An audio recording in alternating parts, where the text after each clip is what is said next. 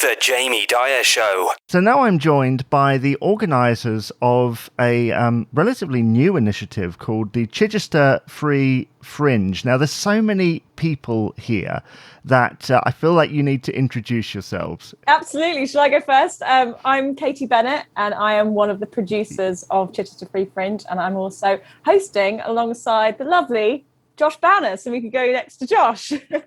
Hello. Yes, my name's Josh. I am hosting the Fringe this year alongside Katie, as she said, and I grew up in Chichester. This is big news for me. It's really exciting, and but I'm very late to all of this. I should say Simon and Carol, who are also here, are far more in tune with what's going on. Simon, I'll hand over to you. Yeah, hi, I'm Simon O'Hay. I'm involved with the Festival of Chichester, which this is part of. And I'm back of house and do some of the admin-y stuff, the boring stuff we all have to do on an event such as this. And I'm very, very pleased and proud to be part of this venture. And my name's Carol, and I'm one of the producers working along with Katie and Simon. And I guess I've been involved with helping to find some artists that would like to come on our Chichester Free Fringe. So the thing that makes this different to the ordinary Fringe is that it is all online, right? Yes, absolutely. Yeah. We're live streaming it for the 3 days from the Vicar's Hall at Chichester Cathedral. So we're really, really lucky that they've been so supportive and giving us the space to give our performers such a great platform. And what's the take up on something like that? I assume you did it last year as well, didn't you? No? Is this the first time? This is absolutely the first time. This is a completely new initiative. And I know myself, Simon and Carol, you might want to elaborate on this and sort of the discussions that we initially had about the sort of fringe scene in Chichester and thinking about how we could, with the year that we've just had, how we could enable those performers. And the support and uptake has been just incredible, which has put us in great stead, especially for next year as well. Yeah, I think there were a lot of performers that had work that they wanted to do last year, but unfortunately, because of COVID, they were unable to perform. And actually quite established artists as well that were hoping to go to Edinburgh and couldn't. So when we put out an appeal, we had a really good response, and people are so excited to finally be able to share their work with others. And I think one thing about it being live streamed is it means it's absolutely 100% accessible for all, which is really, really nice because everyone can watch from their own home. What platform are you using to stream that? It's going to come through our website, but it's going to be hosted on Vimeo. We're very much in the hands of our excellent partners, Rhino Audiovisual, who've organised all the techie stuff. So don't ask too many technical questions, but that's basically it. We'll leave it there for a number of weeks for people to look at afterwards. I think one of the spin-offs of this is we're hoping that the individual performers will be able to take some of this material, will help them to develop their own presence going forward. So we really want to use this as a springboard to help people get on and, recover some of the ground they've lost and create new audiences. The other thing is I think it's very exciting because it's a completely new format, hasn't really been properly tested. I mean, I think a lot of people are doing live streams, but this particular combination of a fringe and a live stream over so many, 3 days of it and so many hours is going to be a whole new formula. So we're definitely going to be cutting our teeth over the next couple of weeks. It's an interesting thing, and I make reference earlier to maybe the idea of you doing it last year because it seems like a very last year thing to do. I mean, were there ever any talks about doing it in person? Well, we're not permitted to on this type of event in person with an audience. Anyway, we would in theory be allowed to do that after the 21st of June. But at the moment there's a few discussions about whether things are really going to open up. So we weren't prepared to take a risk with that. And as we say, we're trying a whole new art form that may well be established after we're all able to get back together. I mean, we'll have to see. Since Katie and Josh are hosting it, give us a run through of what you've got coming up at this event. My gosh, there is so much stuff coming up. Katie's far more informed on all of this because she's been putting this together alongside the others. But I know that it is really busy, and that's what I I kind of knew that was going to happen when I signed up for this, but I wasn't expecting the sheer amount. It's amazing. Long story short, there's theatre, there's comedy, there's poetry. There's lots of new music. It's really cool. And what I love about it is that it is all local people and people that are in the area and that know Chichester. And it's amazing. Like, it's so cool. Casey, I know you are far more clued up on the specifics on this than me. So I wonder if you could elaborate. I shall. We're also really lucky. So saying about the local acts as well, we've got some screened content. So for those performers that are slightly further afield, we've got some sections of the evenings, which we've got comedy sketches coming in. We've got some spoken word from a London spoken word artist. There's lots going on. We have 4 hours basically every day. So from 6 p.m. each day, the Wednesday, Thursday, Friday, we're going live, and then we head into some screened content. And then, as Josh said, we've got Chichester Open Mic Poetry. They've got an hour of performers, which will be accompanied by Chris Hardy on guitar. So he'll be performing, and it'll be a great combination. We've then got performers such as Arabesque. They are doing Musical Mania. So they've got some of their performers. They will be coming along and doing a variety of musical songs, which as a musical fan, I'm obviously very, very excited about.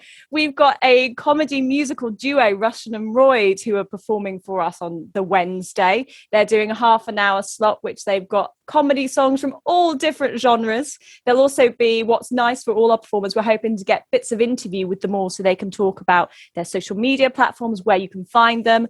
We're also going to be having donate buttons. So if they've supplied a page that audience can donate to help support the artist, because this is why we want to exist.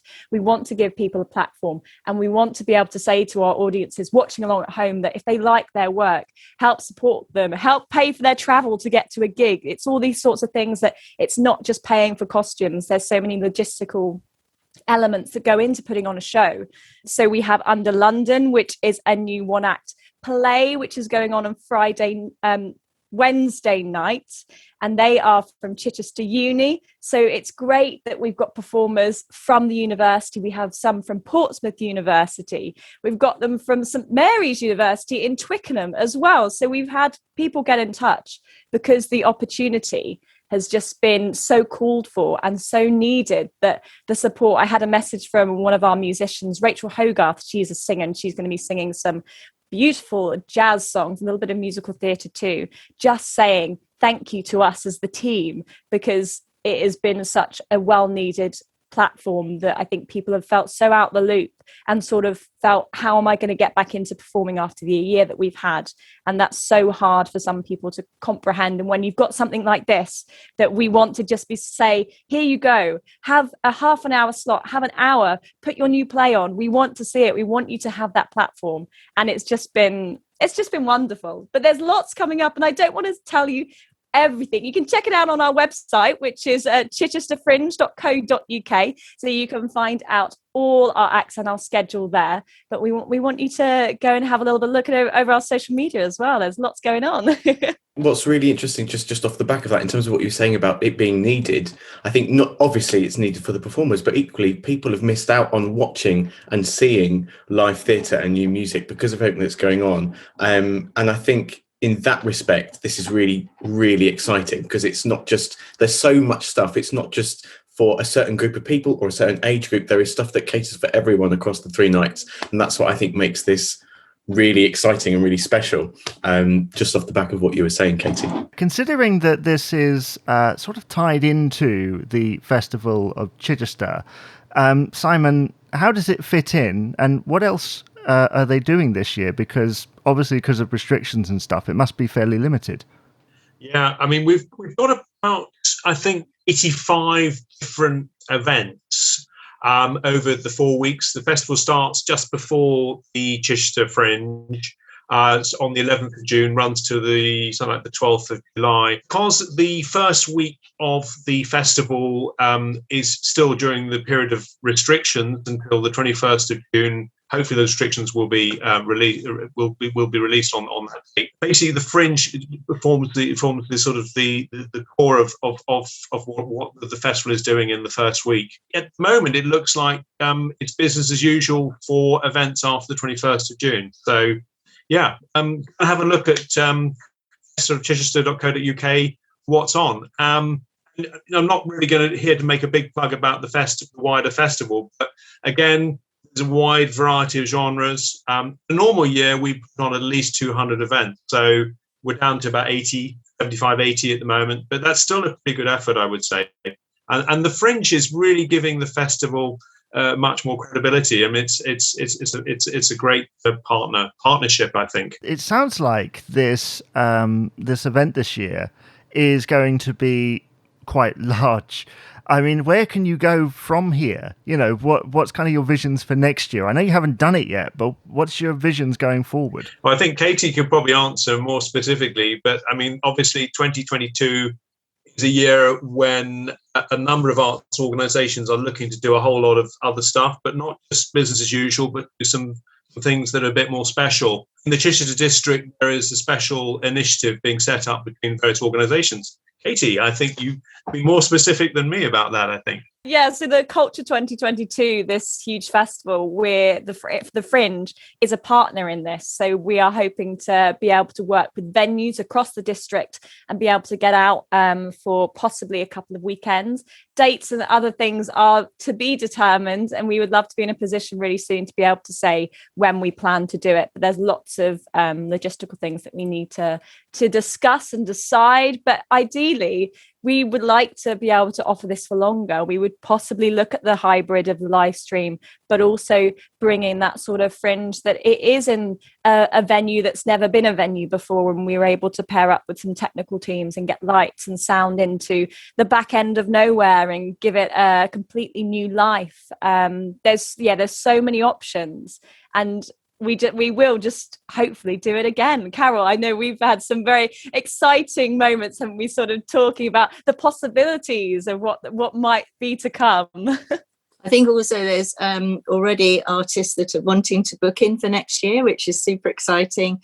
And actually only today I met some students at Chichester, and I was just talking to them about it, and already that little group already know about it, going to look at it this year, see what goes on, and then plan for next year. So and then Katie and I, as we said, we've got venues that are interested in working with us, so it might not just be in one place. So it is very exciting, and we sort of hopefully will come in between Brighton and Edinburgh, so we have a real journey on, you know, the artists when they go to the Fringe, where they go. So they might have a go with us, and then they'll take their final piece up to Edinburgh. Who knows? You say that next time you might be able to do it in multiple places. I mean, that's a logistical nightmare, isn't it? Yeah, it is a little bit. I think it's very much a lot of planning, and so it's going to be us. I think, as with every festival, at the end we'll get together and we'll have a bit of a debrief, because we are all so new to it. This Fringe is new and we're learning, and the support of people being able to give their time for us to ask questions about certain things, and Rhino, the tech team, have been amazing in supporting us in the stage that we're at, and to be able to pull something together that is so exciting for the first year, I think it's amazing. And it is just, we're so lucky that we have that network around us. So for next year, I think we're going to be starting those conversations now, that we can build on those relationships that we've got and make it a real community event, and that we'll be able to pull everything. But yes, in answer to your main question, it is a logistical nightmare, and it will be a lot of hard work, but I think it's going to be worth it, as this year will prove and shows already that it has been worth it already. I think the thing to say as well is that we've done all of this so far in about 4 months, and if you imagine how long people have in a lead up to a big event like this, and we've turned it around so quickly. So if we can do that in 4 months, who knows what we can do with a whole year? Exactly. Where did that, who was the first one to kind of approach the other person? Who came up with the idea? Well, Simon and me had sort of conversations we'd attended an online conference that sort of got the spark going. And we were sort of discussing what the possibility of producing an event might look like. And if we approach sort of that Fringe, that sort of vibe, what we might be able to do. And then Simon came to me with, amazingly, we were able to get sponsorship to help with the technical side of things. And that was sort of it. And I think we were so lucky to get this sponsor. It wouldn't be possible without our sponsor this year. And it's been, an amazing journey. But myself and Simon had those initial discussions, and suddenly we're thinking, can we do this? Should we do this? I think we should do this. Shall we do it? And then it sort of just went from there. Absolutely. No, it was sort of the seat of the pants. And I thought, well, it's going to be a bit mad, but we've got to try this sort of thing. And to be honest, I think when Katie and I conceived of it initially, we weren't thinking of something that was actually necessarily going to run over 3 days. It might have been an evening or something like that. But it's good that we've got that spread over the 3 days. Definitely. Yeah. No, it came out of just one of those funny little conversations. A little bit of a brain dump after a very stimulating conference that we attended, and because everybody's looking for new ways of delivering this sort of thing, and looking after our artists, and that's how it just came into being, wasn't it, Katie? Yeah, absolutely. And Carol was very kind and very bold, and unwise to have joined us rather straight until we had to do something after that. I think it was funny because I remember the very first conversation when Katie and Simon muted the idea to me, and it was definitely the start of the conversation was one day, and by the end of a 15-minute conversation it was 3, and I thought, whoa, we're and that's the way it's been all the way through, hasn't it, that we've been supportive of each other and just push the boundaries, really. And we must also say that in our initial conversations that the team that sort of got together as sort of, I don't know, a brain, the conversation that we sort of started playing with ideas, it was included Barry Smith as well and Dan Inman from the Cathedral. And again, with Dan's support, this really, with getting the Vickers Hall, it wouldn't have been possible. So there are lots of people that have been involved in support, and from the team at the Cathedral as well, that they've been constantly supportive with our ideas and helping us get everything bringing everything to life, really. Yeah, I think if you look at the Cathedral team, they have a real focus on outreach and engagement. So you see this as just another element in that whole thing. And I think that's really impressive. I mean, it's quite brave of them in a way. I mean, some of the content might not be terribly Christian, but, we'll just see how it goes. And I think, that's them taking a responsible view, and helping other people. I think it's a great thing. And for you guys to get it from such an iconic place as well, which is kind of like, it's like the centre of Chai, really, isn't it? Yeah, I mean, the Vickers Hall is a medieval building, and it's a beautiful building for us to stage these events in. I'm aware that we've been talking here. Josh has been very silent. How do you fit into the whole puzzle? Because we've talked about where the idea came from, and they were back and forth there, and you were kind of just sat there listening. When did you come in? I'm a good listener. Yeah, no, I mean, so basically, I grew up in Chichester. I went to the high school there. I lived there for a number of years, and then I went to sixth form with Katie. We went to university together, and Katie sort of pitched this to me. I can't remember when this was actually. It wasn't that too long ago. I think it was sort of halfway through you planning this. I want to say a couple of months ago, possibly. Not really sure. And it was this sort of idea of, okay, we're going to do these live streamed events. We're not sure hugely at the moment how it's going to go, but we would like someone to sort of host it. Would you be up for it? And I was like, absolutely, yes, I'm so here for it. Because when I was growing up in Chichester, obviously we had the festival theatre, and there was lots of small sort of youth groups and things around. But aside from that, there wasn't really anything like this, not in terms of that combines so many different things of the arts. And when it was pitched to me, it was like, there's going to be comedy involved, there's going to be music, there's going to be theatre, there's going to be poetry, there's going to be loads of other stuff. It's just like, oh my gosh, okay, this is huge. This is a big deal. So yeah, Katie asked kindly if I would be involved. I said yes, but only if you do it with me.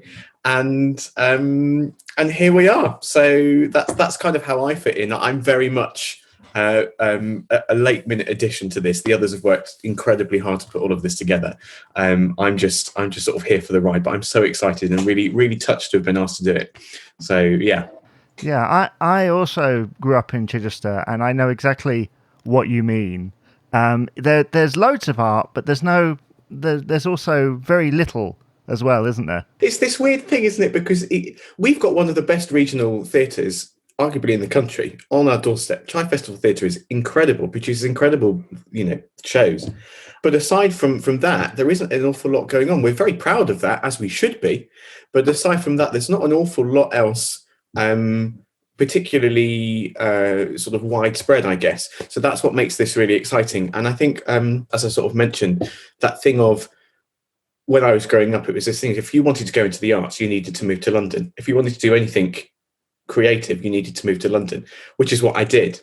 And then it's like, actually, do you know what? That's not true. There is so many other incredible people all across the country, not just in Chichester, but all across the country, that have all this talent, that are there, ready and waiting to go. They just need to be given the opportunity to do it. So that's what makes this really interesting and really exciting.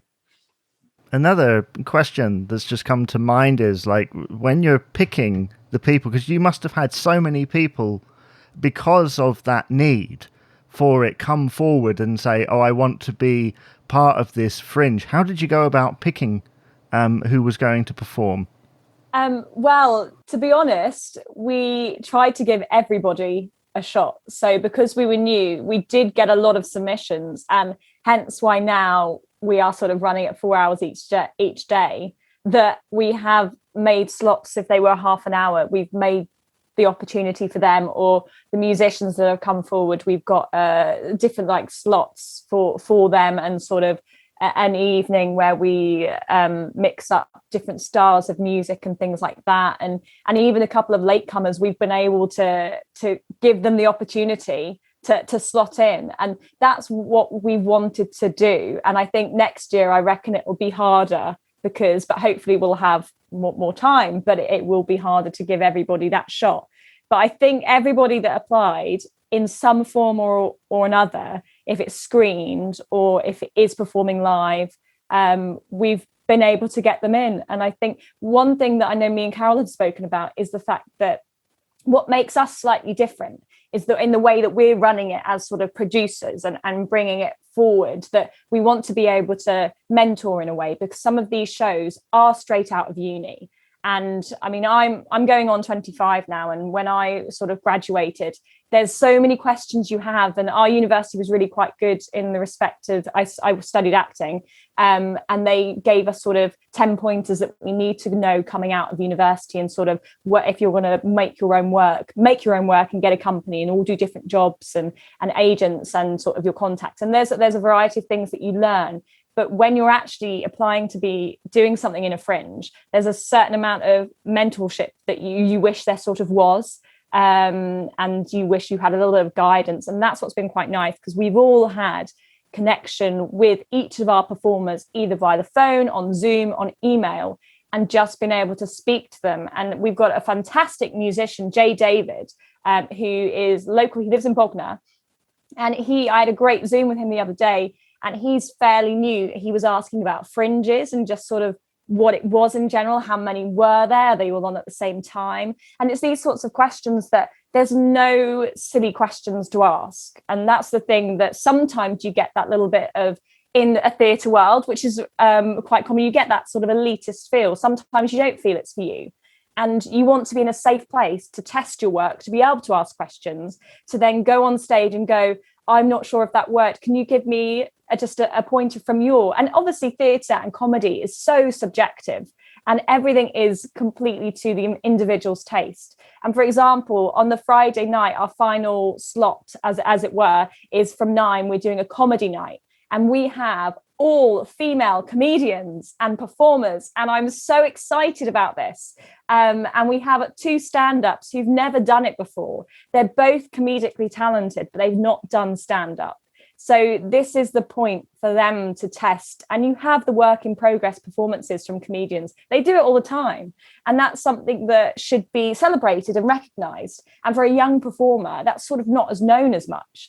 Or not sort of on their radar. So for us to be able to offer that bit of mentorship and as I keep saying, sort of this safe place to feel that they're not going to be too judged, or we're not going to give you a bad review if it doesn't go very well. We want you to explore, because if you don't do it, you are never going to get better. And that's ultimately why we exist. And given that there is no audience there's no judgment there, so perhaps they feel a bit freer. Yes, I think so. I think that's there's us to sort of give feedback, because we know on comedy you need people there to feed off of. So there's going to be a tech team, there's going to be us in the room, and be able to just be supportive.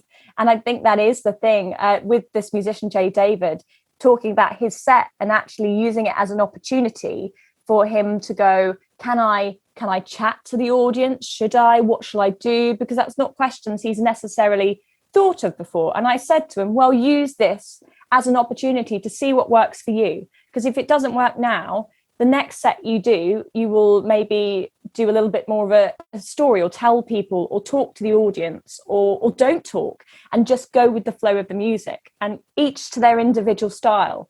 So in that respect, he did say there's quite nice that there's not like a room full of people with a pint just judging you and listening to the music. It's quite nice in that respect. It's going to be quite a different sort of feel for the artiste, I feel, standing in front of a camera and a handful of us. So, I suspect going forward, I don't want to anticipate, what people will or won't want to do, but it's a useful skill to be able to be unafraid of the evil eye, I feel, I think so. Now, I think we'll call it there because I can tell you're all extremely busy, and I feel like you all need a little bit of extra time to go and organise a few things. So give one final plug to the Fringe. Where can people see it, that kind of thing? I think definitely go to the website. That's your starting point, because everything's on there. But Katie's been really, really active with all the social media. So yes, if you do chichesterfringe.co.uk. So you can follow us on Twitter at @chai_fringe, and you can follow us on Instagram and Facebook at Chichester Fringe. And then you can also now follow us on YouTube. So you can type in and subscribe to us, and just type in Chichester Fringe or Chichester Free Fringe, and it should pop up. And just to re-emphasise, it's all completely free. Just get there on the 16th around 6 p.m. for the start, and we'll be carrying through every evening, 16th, 17th and 18th, in principle between about 6 and about 10 p.m. And can I just add in that the link will be on the website, and as someone asked us, you do not need a password. You will just be able to click through and you'll be able to view. The Jamie Dyer Show.